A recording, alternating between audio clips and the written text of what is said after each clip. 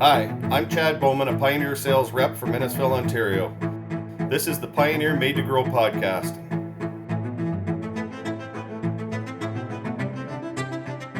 Thanks, Chad, and thank you for listening to the Pioneer Made to Grow podcast. I'm Andrew Campbell with a subject that we've brought up before, scattered in a whole bunch of episodes over the last few years, but never dedicated an entire episode to it. It's soil fertility.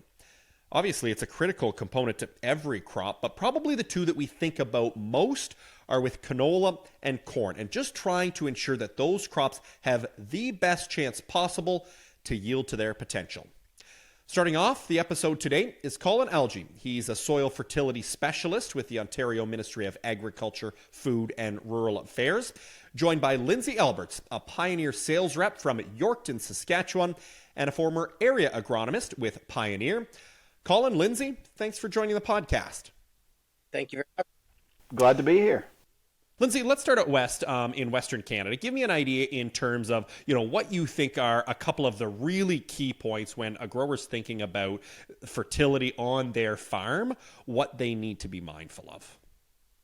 I think first and foremost, we got to be doing extensive soil testing. Obviously, soil testing year after year after year, benchmarking where you are, how your nutrients are varying throughout the field and throughout the time of the field is very, very important. So you're not just getting a soil test back. You're not just looking at it and saying, okay, yeah, well, I see these numbers. Doesn't really help me decide what I should do, like how much I've actually taken out compared to other years. So that's probably the first and foremost starting place would be starting to keep real good records of soil tests and having your benchmarks. After that, I would say getting your fertility on at the right time. If you have a real big farm, lots of guys are putting, Super U or some sort of inhibitor or dual protection nitrogen on, say in the fall, just to reduce their time seeding. We have a real small window in Western Canada where it's perfect seeding, and then after that it starts to get too dry, or before that it starts to get too wet. So lots of guys running their seeders 24 hours a day, looking at reducing fills. It's a great way to conserve moisture also instead of banding. Lots of guys floating on their nitrogen needs. Colin, what about in Ontario? What do you think some of the key things are that growers need to keep in mind with soil fertility? And it can be the same answer that Lindsay has. Well, that's good because soil testing is absolutely a number one priority. So when we're talking about kind of limited maybe income, that we've got crop prices that are down from their highs. We're not dealing with the same scenario where you could throw anything you want at it and still make money. You've got to look at it a bit closer. Having that soil test to identify your phosphorus, your potassium levels, any critical micronutrients, and especially your soil pH. Just having that soil test to base something off of is incredibly important. Otherwise, you don't really have a starting point for your fertilizer moving forward. And then if we look at inputs like nitrogen, where we know we've got different scenarios that happen every year, they're based on our weather. We don't know what weather we're going to have. They're also based on our input price and our crop price. Can really make some big adjustments just based on that economic factor. So it's important to do everything you can to get that nitrogen, as much of it into that plant as you possibly can, keep it as available as you can, and reduce those losses in order to keep that nitrogen getting as much as possible into your crop and making you profit.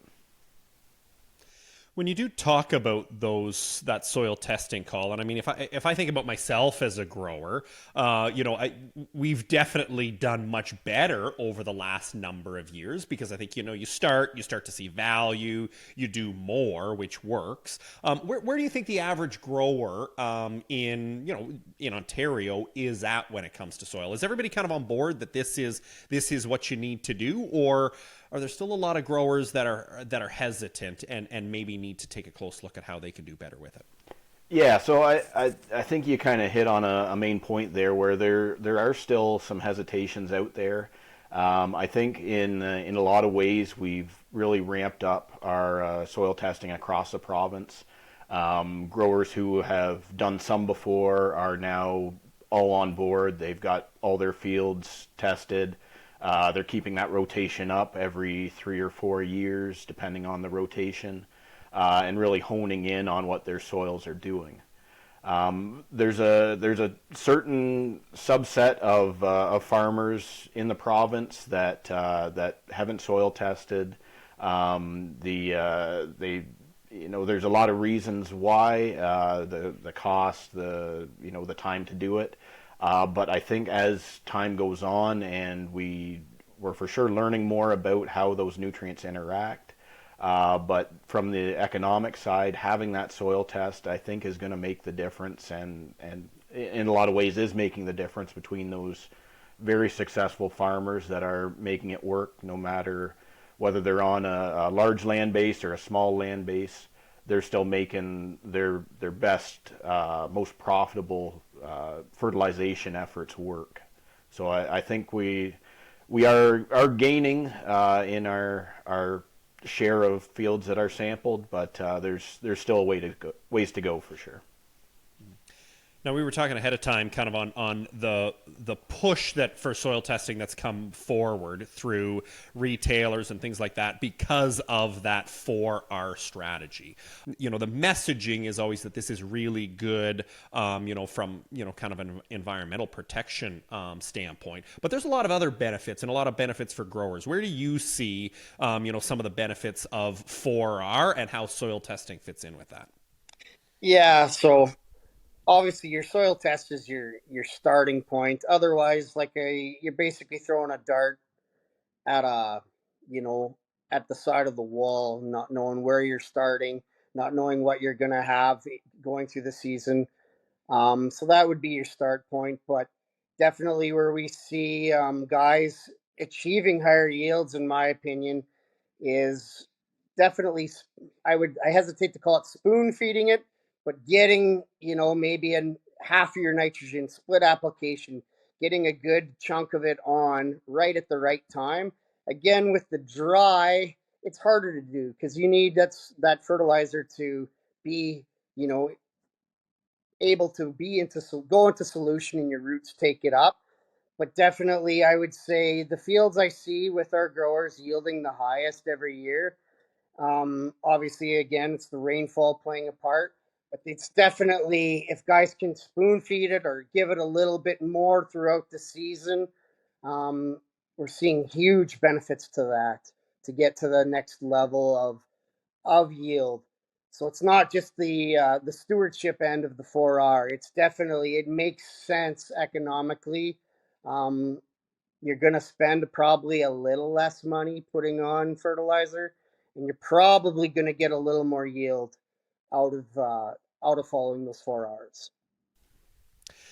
Now, if we do break up, kind of the big fertility, pieces here, let's start with nitrogen, Lindsay, in terms of, okay, a grower gets their soil test. First of all, are growers usually surprised if they first test a soil at what kind of fertility levels they do have? And then, you mentioned kind of the importance of, maybe there's opportunity to split, some of this application to do a better job. But what are some of those big things, for Western growers that they need to keep in mind, particularly on a canola crop when it comes to using nitrogen as efficiently and effectively as possible to get that high yield?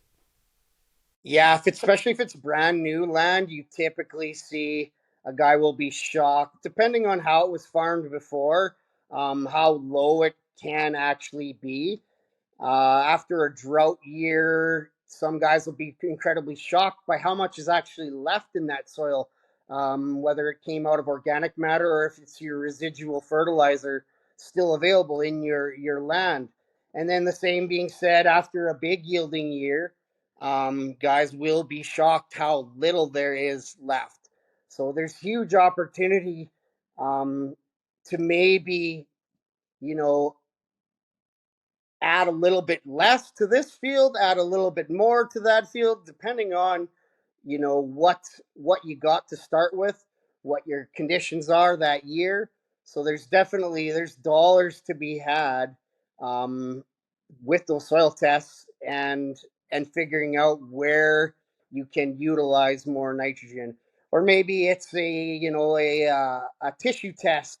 This field I did put down this much, and geez, I think maybe it could use a little more. We'll take your appropriate tissue test and then maybe go add a little bit more fertilizer to it. If it's the big thing is if time and weather permit. So that's always kind of our challenge in Western Canada with larger farms. It's you're trying to balance, the sprayer versus the spreader versus manpower versus your rainfall. So it's not always perfect, but it definitely gives you opportunity to get it a little bit more perfect.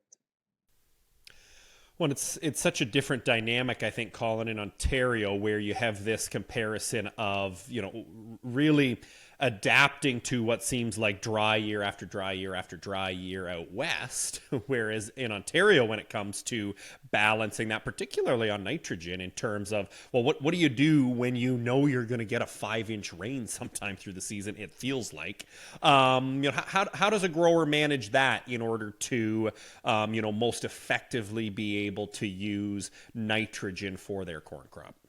Yeah, so you hit it there. The big challenge in Ontario is just the differences in weather. If we look at what went on last year, where we had an extremely dry spring followed by an extremely wet summer, it's a real challenge to figure out the best way to keep that nitrogen in the soil, keep it available for the crop, and get it up into the crop when it's needed. So, the best advice that I can give is use those 4 R's to look at the weather, look at what we can identify as kind of a relatively reliable forecast, being the next 3 days, the next 7 days, and maybe if you're lucky, getting a good 14-day forecast.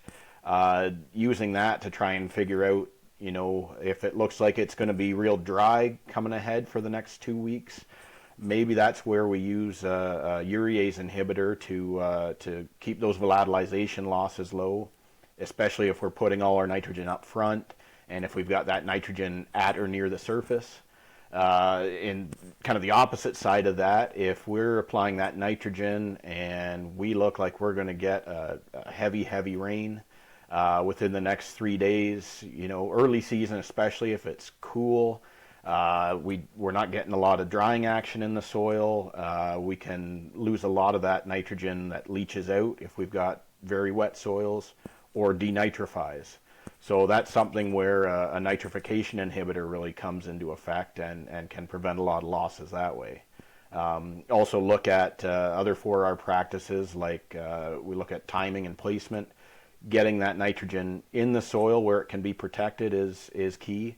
And if it looks like we're going to have, extremely dry conditions or extremely wet conditions in the near future, maybe split application becomes that much more important. So, using all those 4R practices to get our best way around Mother Nature as we possibly can, that's kind of the important part to improve management. So that's on the nitrogen side, which, always kind of seems to trump the conversation when it comes to both corn and canola. P&K, obviously, though, is critical too. In terms of where you think growers usually find themselves, Colin, on P&K with corn, what are some of those things that a grower can keep in mind to make sure that, wherever their fertility level happens to be in this year, that they can make sure it's as optimal as possible for a corn crop? Yeah, so the first step, obviously, is you've got a soil test to base that off of to know where you are starting, because that's step number one. That's the most important, to figure out what direction you're going. The second step is identifying what's your end goal of fertilization. Are you looking to, put the minimum amount I need for this crop to maximize my yields in this year? If it's on rented ground or a short-term lease, that kind of thing, that might be your best route to profitability. If you're on owned ground, or you've got more of that long-term look towards it, where you're looking to maximize yields and maximize that income over, the next 10 years, the next 20 years, that kind of thing, you got to look at it in two different lights. So in the first case, you're going to go more with that sufficiency approach of fertilization, that short-term, this is what I need to get my best crop in this year on, knowing that you're not going to be able to maximize those yields like you would with more of a build-up approach, where you're keeping those soil test levels at a higher level and keeping them there.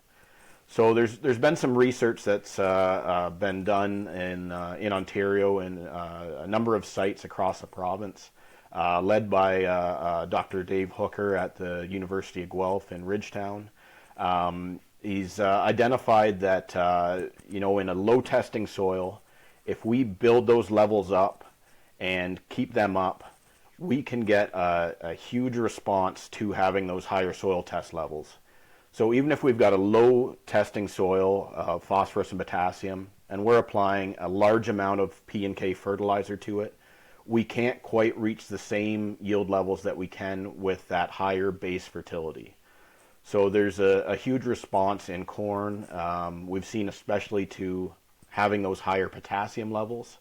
We know that there's interactions between different nutrients. We know that corn can't take in nitrogen as efficiently unless it's got the potassium there to help that uptake. And so having that higher testing soil long term leads to higher yields, and over time a much higher profitable situation for that farmer. Lindsay, is it a similar story kind of in Western Canada when you talk about the importance of that and getting that response out of a canola crop? Definitely. You got a soil test to know what it's more, I would say it's more FOS than K that we're worried about with canola. Definitely K is a concern, but the FOS we've really seen guys, where they start soil testing, they realize they've got low soil test FOS. So we've kind of seen a trend towards almost, guys used to put down, 25 actual pounds of FOS. We've seen that almost double in a lot of scenarios, especially in specific zones of a field. Say you have more clayey hill with less organic matter. Your pHs are really high typically in Western Canadian soils. Those areas are seeing huge benefit to adding that big amount of FOS with your air drill. Obviously, you can't put all that FOS with your seed, so guys are splitting it, putting it down the fert row and that. But huge differences in just everything from yield to biomass. It just basically levels some of these fields where you thought maybe that's hills, those are that's drought stress on there. That's a different kind of stress. Well, no, you put that big amount of FOS down on say on a clay hill, you're seeing huge differences just pure visually. That crop looks like it's the same crop as growing in the low spots. So that's probably our biggest kind of where the ball's really changed direction in the last, say, 5-10 years is the amount of FOS that guys are putting down and the responses we're getting from it. K, definitely you got to keep in mind though, you need that we have typically higher K levels in our soils out here, but still not enough for replacement value. So you got to at least be replacing your K, I feel, sometime in your crop rotation, because if you aren't, we're going to end up in the same position with FOS as we are. Our K is going to be in the same position as our FOS is in now. So we're just going to start running that down more and more. So Well, gentlemen, I think it's great perspectives in terms of, one, just knowing where we start from in terms of ensuring that soil test kind of lays that groundwork, but then, recognizing that, we're in an environment where these crops, have some pretty impressive potential when it comes to yield, whether it be canola or corn, and just what that impact does to soil fertility to ensure that, we're replacing it not just for the next season, but for, seasons and, kind of insured profitability going forward. So, Colin, Lindsay, thanks very much for joining the podcast today. Yeah. Thank you very much, Andrew. Thanks a lot. Glad to be here. Our next guest comes from South Central Iowa as a research scientist focusing on innovative crop solutions for the Farming Solutions and Digital team at Corteva. Bob Gunzenhauser, welcome to the podcast. Thank you, Andrew. I appreciate it. So we just finished a conversation with our agronomists before you, and we talked a lot about the basics, really, of like soil testing. That goes a long way in terms of determining at least where you're starting from as a grower. It's going to be great to bring you into this conversation, just kind of in terms of what you've seen from a much bigger picture, because you've been involved in this team for a number of years. Can you give me an idea if we broaden this scope to really be all the samples you've seen in North America over the last number of years, kind of what's your picture of where soil fertility is at right now? No, thank you. Yeah, so just to give you a little background, some of your listeners may be aware of, at one point we had a digital tool, a service called Encirca, and then later we brought that into with Granular. So my role there was to be the product manager for fertility management and also nitrogen management later. So through that, we had a lot of soil tests that came in through those services, that's the system. And I'll tell you what, it's not just my observation, but the data that's been collected at an industry level. We see that phosphorus and potassium levels and soil test levels continuously are going down. We are seeing soil test levels become lower over the years there. And that's taking data from many, many labs, aggregating them together, and showing that we are on the downward side there. Well, why is that? Well, we have better yielding crops. I mean, we can see that on a year-to-year basis. Again, this is from United States data, but corn yields are increasing 1.8, 1.9 bushels an acre every year on average. Soybeans are moving also similar direction as well. So we're taking more yields. We're removing more nutrients per bushel every year there. And I don't think farmers necessarily are always keeping up with that. And I understand that there's an economic aspect that's involved as well. There could be also a logistics question. But in a lot of cases, we're seeing our fertility levels from our soil test data that we see from that national level, but also I saw from my work prior, they're not keeping up. And at the same time, we're seeing some university recommendations march upwards as far as the recommendations, what their nutrient levels are. Where I'm at in the state of Iowa, we have Iowa State University that has made adjustments twice in the last 10 years and has moved up what their interpretation levels are of very low, optimum, high, and very high for phosphorus and potassium. And so the goalposts are now being moved higher to support these higher yields, but we're not keeping up with that crop, that removal rates as well. Well, and it is one that, if I think of even on our own farm, that temptation to say, well, we put this much down last year, which is based on what you put down the year before, which is based on what you put down the year before. You're right. It's hard to think about the fact that, yields have dramatically increased, over the last number of years. I guess I wonder, in terms of what's the relationship. You've seen, much more detailed soil samples than probably I'm seeing. Tissue samples on plants, things like that. Does anything surprise you out of that in terms of what these crops are taking up when it comes to the fertility they need to support that yield? Yeah, it's an example. 3 years ago, we had a program that we worked with a group of Granular certified service agents. These were folks that we developed the software for, and they were the boots on the ground in the field. And so we set up what was called a time series soil and tissue sampling process. With that, we asked them to locate 3 or 2 soil sample points within a field, and one point could be a low yielding area, one could be a high yielding area. And we asked them to take both a soil sample at the beginning of the season, and then later through the season, take a soil and tissue sample at 5 different time points there. And they would take those samples, send them back to us, or we would send them to the lab, and we paid the cost there. But one of the things we did with that pre-planting sample was we took not just a regular plant available soil test, which is very common, what we see in the industry. We also had to do an analysis of what was total nutrients, a total nutrients analysis. And that gave us an idea of what was totally in the soil. And so we could look at those and say, okay, what was totally in the soil and what was plant available? And then we also combined that with a soil DNA test to understand some of the biology. Now, I think there's still more to be explored in that space, and that was it's still an evolving space about 3 years ago, and I think things have changed since then. But that was an attempt for us to start looking and say, okay, for these high and low yielding spots in these unique fields all across the Midwest United States, what were some of the things that we could find where we common? What were some of the things that we could help to understand? We started to see that of the total nutrients in the soil, maybe about 9 to 11% of that total nutrients was plant available on average for phosphorus and potassium. But that would vary maybe down to 5% and maybe up to 20%. And that started to give us a lot of questions like, well, why is that 20% going that way? And we started to really find some interesting things there.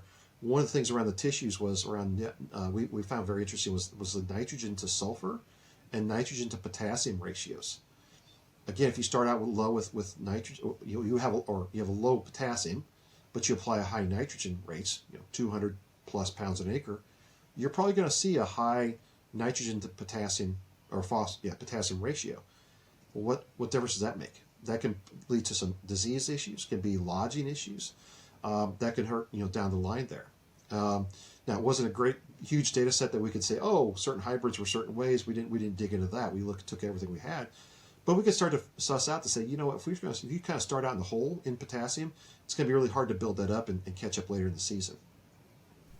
So it really is a case of, taking a much bigger look at what that soil sample looks like and saying, okay, just because, and the relationship to nitrogen application and yield, the research is there. It does show there's a relationship there, but what you're saying is based on that data, it can't just be that. There's a lot of other components that you really need to be mindful of to make sure those ratios don't get out of whack. That's right. Here a little more of an anecdotal evidence here is, I live here on a farm in south central Iowa. I used to farm, and now I rent out to a tenant. And, they're good friends, and sometimes he listens to me about agronomic advice, sometimes not, but, it's how it goes. And he was telling me last year, he said, Bob, could you help me out? Could we take some soil samples on this farm that he rents over there? And I said, okay, yeah. But we just took samples here a year ago. I said, what's going on? It's like, well, I had a lot of down corn. We had some wind come through and it kind of, fell down in that area. I said, okay, well, looking back at the soil test, I said, you're kind of low on potassium, like a lot of fields in this area. I know you're trying to build it up, and you get hog manure for that field, but it's still taking time to build that up. Okay, yeah, that's right. I said, what'd you do for nitrogen? I said, well, I applied, he said, I applied anhydrous ammonia, about 190, 200 pounds. Did you take in the credit from the hog manure? No, we didn't, because that hog manure, it can be kind of variable, and I've seen, neighbors who got that hog manure from those buildings, and it was variable in its conditions. So I said, okay, well, if we took the full credit of that hog manure, or even partial credit, what you applied, you're probably applying 350 pounds of nitrogen. Yeah, I guess so. I said, okay, well, you combine that high nitrogen rate with that low potassium levels.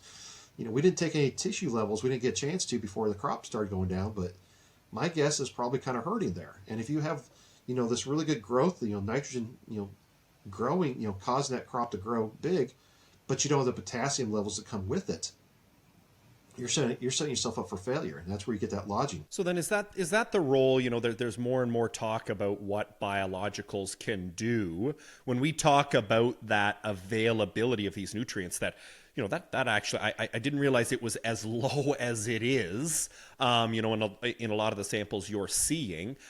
Is that the role that biologicals play, or what other opportunities can we do to make sure that whatever is in the soil is actually there for the crop to take up? Yeah, I mean, we hear a lot about biologicals these days, and there's many companies that are entering that space. Corteva, for one, getting stronger in that space as well. I don't think we can replace fundamentals, right? We are always removing a certain amount of nutrients out of the crop. It needs to be replaced with that. But having said that, knowing that there is this pool of nutrients that's tied up, that from those total nutrient digestion tests, that made me think about how can we access that better. Not all biologicals are going to play in that space. Some are going to be stress mitigators. There's going to be others that help us on the nitrogen side, like Nutricia N.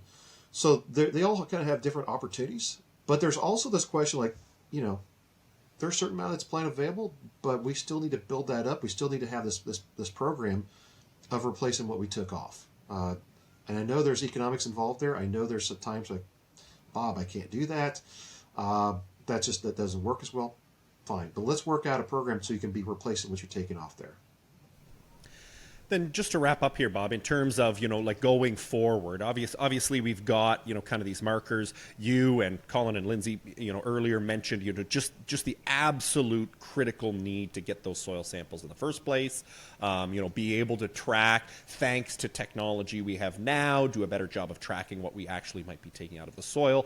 All of those are great. But in terms of, as we continue to see yields of whether it's corn, whether it's canola, whether it's any crop, as we see these yields grow, we know we're pulling more out of the soil. What do you think's in store for us growers that can help us to be able to, better manage and just better identify what we need to do in order to, one, obviously be able to produce the yields that these hybrids are capable of producing, but two, be able to protect what is there so we can do that not just in the short term, but the long term?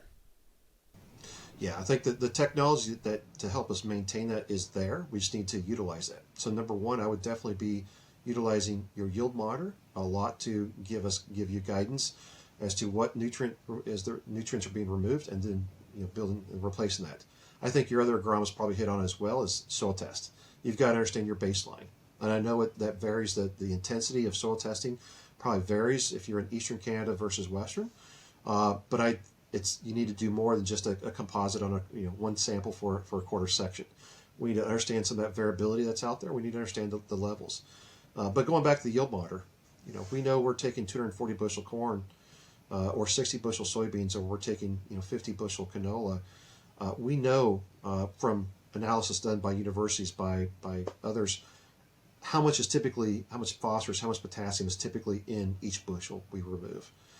And so pairing that with the soil test to understand where we're working from. I mean, we may be in the very high to high range, say on potassium out west, but we can utilize the crop removal values to help us understand, okay, what do we need to replace?